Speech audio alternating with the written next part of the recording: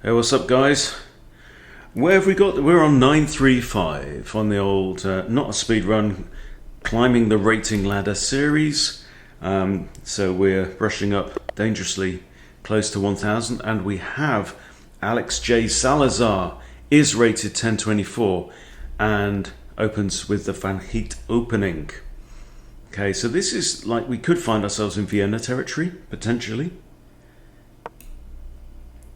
If your opponent allows you to stick a pawn in the center, stick a pawn in the damn center. Okay, so here, now he attacks my pawn. I can defend with my knight. And then after e4, we would transpose into a 3 knights. I can't see a better way to defend the pawn. I don't really want to push d6 and trap in this bishop right now. I mean, it's okay, it's acceptable, but it's not ideal. So I'm quite stupid today. Okay. Right, what are we going to do? Do I want to bring this bishop out? Well, he's already he's got a little mini hump there. It's not quite a pyramid. I'm going to develop my knight just because I haven't decided where to put my bishop. Because knights very often have quite natural squares to go to. Okay, he's playing quite quick. Attacking my knight. Does he want to give up the bishop pair this early in the game? I think I will. Oh, hang on. Right. So we're now in kind of a bit Spanish here, aren't we? It's all looking a bit Spanish because if he takes the knight, right, and I recapture with either pawn, this fella hangs. So we probably don't want to be doing that, do we? Now I can defend this pawn with this, or I can push on. Let's go aggressive and push on, I think. What's going to happen? So he can't take as this knight defends. So he's going to have to do something. If he brings that in, that doesn't work. Okay, push on. Yeah. Always try and just expand the options that you consider. Okay, so we now feel very much in kind of Danish gambit land. Right, so the common thing is if I take the knight here, he recaptures with the bishop. I think I should grab the opportunity to take the bishop, and I'm going to capture with the b pawn in this case. This does feel very, very Danish gambit now, which suits me. Suits me just fine and dandy. All right, this is called moving a piece a second time in the opening. I'm not afraid of the queen. I'm not afraid of this knight. This knight is scaring nobody, right? We've now made that knight very bad indeed. We've got a big old pawn structure here.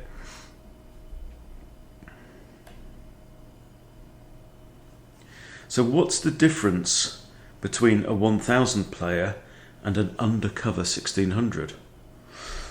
I don't know. What? No, that just doesn't work. I've got 2 attackers on it. Do I? You can't take that with the queen because you lose your queen. Dummy. Well, 1600s play moves like that more rarely. Okay, that's all I can say. Call myself a 1600 now because I'm on 1609. One day, when my brain comes back online, oh, that's even worse. Oh, is it? No, I was going to say I could take here, but he's got knight takes, but he is just down now. I'm going to take that pawn. Queen can't take, and if knight does, then he's just pinned his own knight, hasn't he? Right? Pinned his own knight against the queen. I mean, he kind of had to, because if he didn't, I have this, right? Winning the queen. Double attack. Discovered attack with an attack with a moved piece. So he has to do this. Now what I would like very much to do is to attack with my queen. I'm very sorely tempted to play knight e4. Because if he flinches and takes, then we're attacking the pinned piece with the pawn. Pinned piece with the pawn. Hello, Ken's pets. Wake up, limey fish. You gotta know the movie. You gotta know the movie. Really, really good film. Okay. Now, interesting times. I actually have a check here. Obviously it doesn't work immediately, but you take my queen, I take your queen, then I lose a bishop, right? Right, doesn't work. But I could, for example, take out the knight, queen recaptures, I come in with check, what you gonna do? Right? Threatening to take here as well after... Yeah, okay. Right, work this out with me. I take here, queen taketh back, queen h4 check. So queen's on there, right? King's here. He's in check. He can't go here. He can't stay where he is, right? These squares are out, so he's got to go there or there. If he comes to this square, then I have queen takes h2, winning another pawn with check. Rook can block because queen's here. But then I just run away. I also have maybe that. Okay, sod it, let's do it. I think, right now my opponent has an open wound, right? So what you want to do is you want to sprinkle salt and vinegar all over it. Right? Take advantage. As long as you're not in immediate risk of getting killed.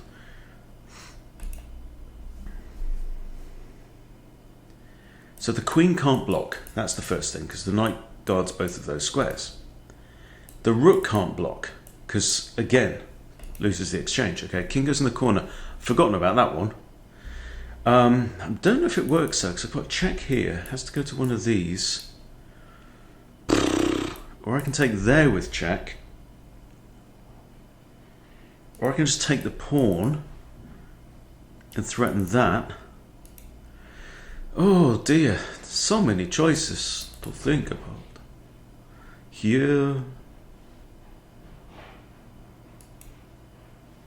I don't know if that's a really significant pawn, I don't know. Here, the king will probably come here. I'd like to engage my bishop as well in some capacity. Maybe I should just...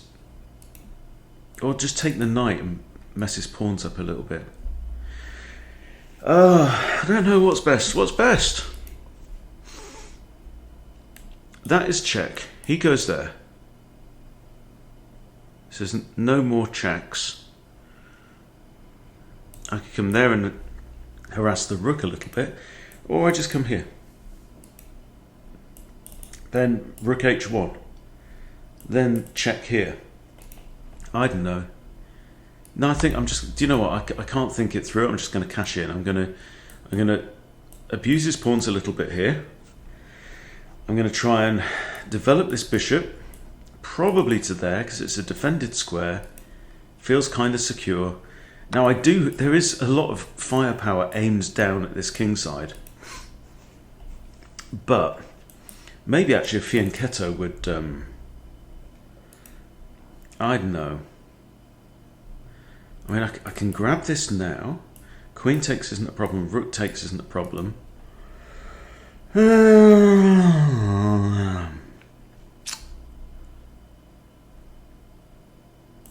I don't know about fianchetto because he's already got a couple of pawns here. Feel like this and castles makes sense. Even something like this, queen f6, He's going to want to engage this at some point. Rook here is not the end of the world. Is long castles completely dumb here? Gets my rook onto the d8 square in line with his king. There's a load of pawns on this side. Is my king safer on c8 or on g8? It's a very good question.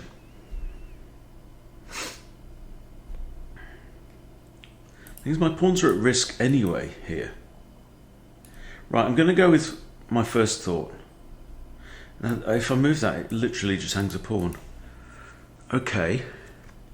Alright, let's go for the solid setup. Okay, you talked me into it. A solid setup. Fianchetto the bishop. Oops. Short castles.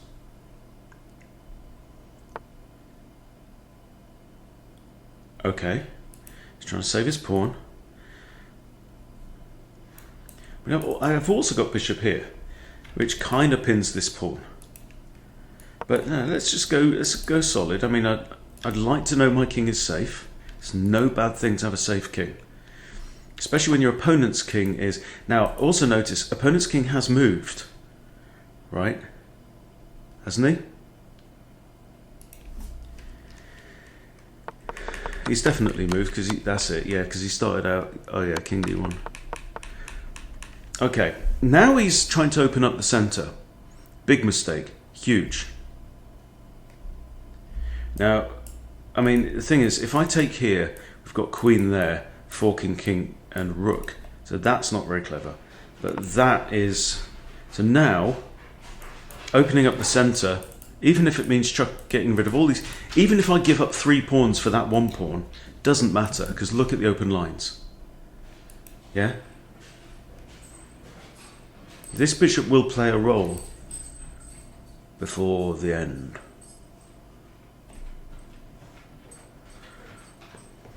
I really want to stick one of my rooks on d8. Just because. And it's going to be you. Okay? So probably rook f8, probably just push Dave through. You give up his little life for the cause. Hey Sash. Yeah, we're going out for a walk in a bit. I know. You've got loads of energy, haven't you? Yeah, okay, bishop here. Well, you can't castle, can you? So I think... Oh, hello. Boom. That'll do. That'll do nicely, thank you very much. And just stick it back round. He's got rook here, doesn't really bother me. Doesn't really bother me. I'm thinking something like this, threat of that. You know what I'm saying? Even this, take. I'm 2 pawns up right now. So I don't mind giving up a couple of pawns, that's not really what it's about. That's undefended, that's undefended. So queen here attacks both of these pawns, yes? Queen here threatens to come in there.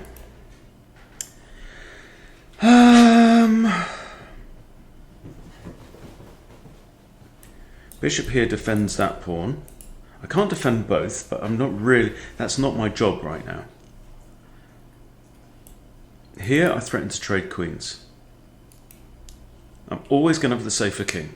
But I don't think I want to trade queens right now. I'm going to go off pawn hunting now. Okay, you help yourself to one of these, mate. That's fine.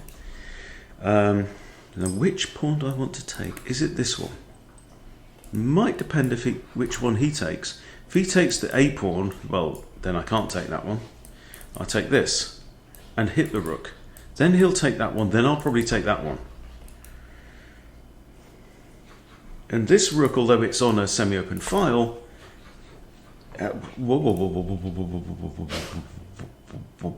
Right, now notice the rook is the only defender of the bishop, so I come here. What else is there? See, look, suddenly my bishop has come to life. Didn't even do anything. Could I just push d4? d4 and threat to take? d4 if he takes, I take with rook or whatever, yeah? I don't feel the need to go after the A pawn. I think this is alright. I mean, if I take here, it's really bad for white.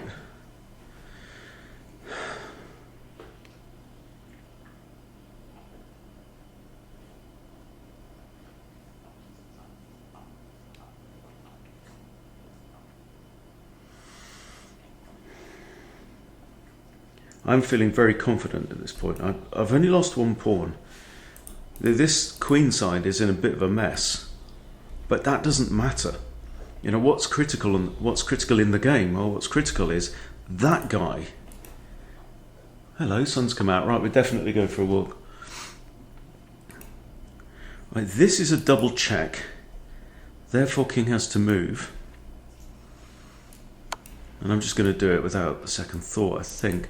That, I don't know. Okay, so it's not playable. I have this check. I have this check. I have this check. I can take that pawn.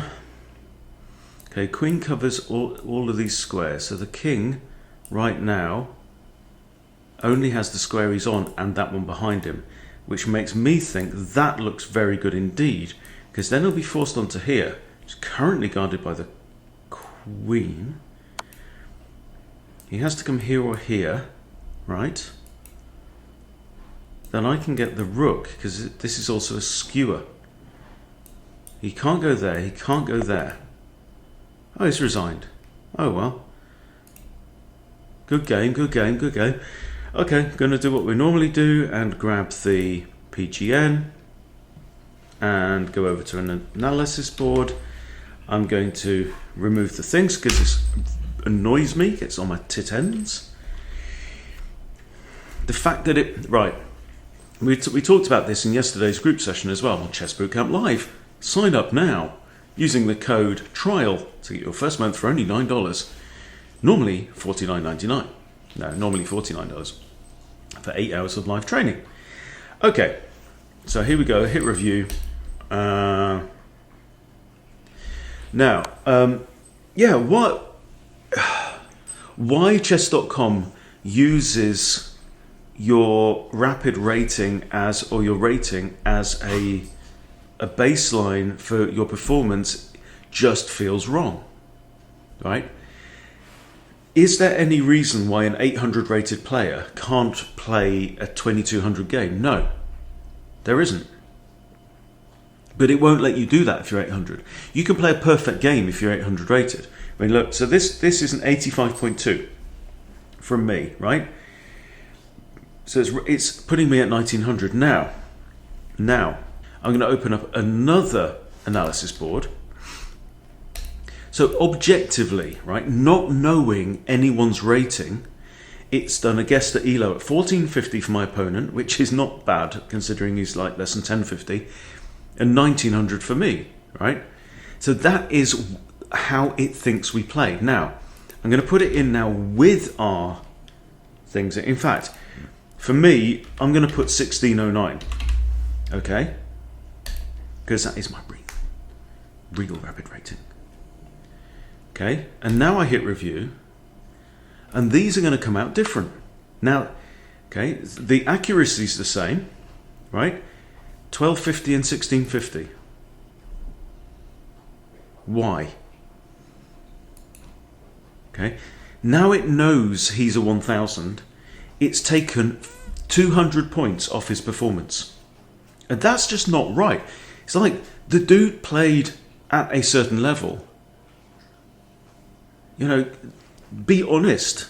What level did he play? Well, you think he played at 1450. You think that I played at 1900. But then when I tell you our ratings, it takes, you know, 250 off me and 200 off him. It's wrong. It's like, I don't know. Just do it objectively, chess.com, because it's annoying. Anyway, so I had a completely winning position here, is the point. Let me flip the board. Okay, completely winning, and that was not the right move. Dropping the bishop all the way back is a whole pawn better. Well, well, well.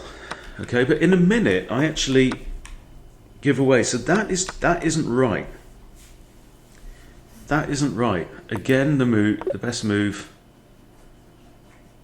Huh. Just defend it. You know, there's a bit of inaccurate play now. Trading knight's inaccurate, but the point is, I'm in in a very good position at this point. So knight takes c3 was inaccurate. What was better? Grabbing the free stuff again. Yeah, Fish loves free stuff. But yeah, you know, good game, good game. I'm particularly happy, I think, with the opening, you know, because I was... So, book. That was good. Okay. Your opponent lets you have the centre. Take the centre, you know. Why not? But yeah, fairly happy with that. Fairly happy with that. Okay, it's probably... Is it going to say d takes is better? D takes is better, apparently. No, only slightly. Don't ignore. And then d5. Yeah, and we just get a nice position, and that's the difference, you know. I got a nice position, and then after this is just a mistake. I mean, just completely giving up a pawn for no reason, and I'm, you know, that's what a 1000 will do much more often. Huge structural damage incurred, and a very basic miscalculation of counting attackers and defenders. So there you go. Right, so what are we on now? What are we on? Let's flick back. 949 now. So join us next time on this, not a speed run, and we'll continue our journey up towards 1000. Thank you for watching. See you soon.